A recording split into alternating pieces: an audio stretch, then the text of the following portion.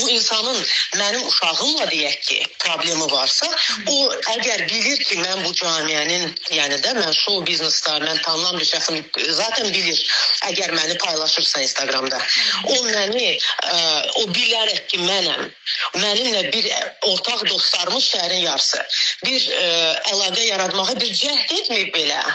Və amma sizə iddia edir ki, Nərmin deyir ki, uşağım neynir əcəbidir. Ümumiyyətlə bizim onunla aramızda söhbətimiz olmayıb, onu biləsiniz. Biz bir dəfə də nə telefonla, nə şəxsən heç bir formada danışmamışıq. O söz sadəcə havadan uydurmadır.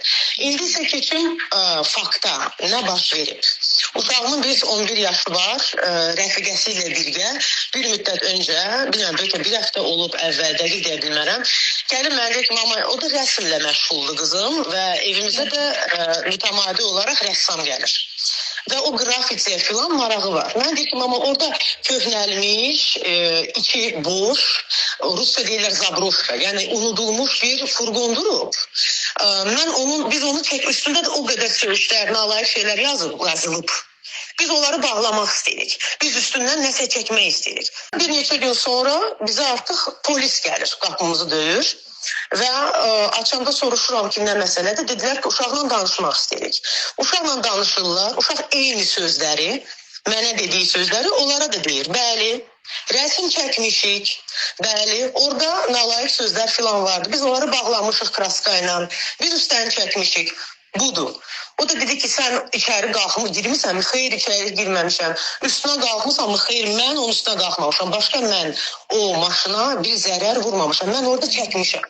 Uşaq açıq-aşkar polisə bunu bildirir.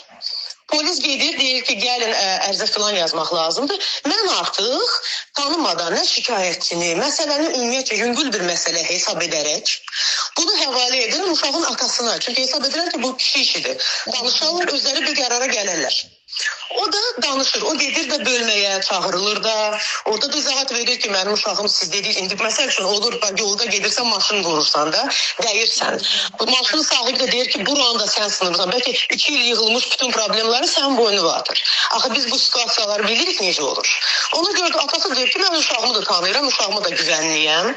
Bilirəm, neyib, o mənə açıq danışıb. Yəni, lazımsa o maşının sahibi ilə danışaq. Maşının sahibi ilə danışıblar.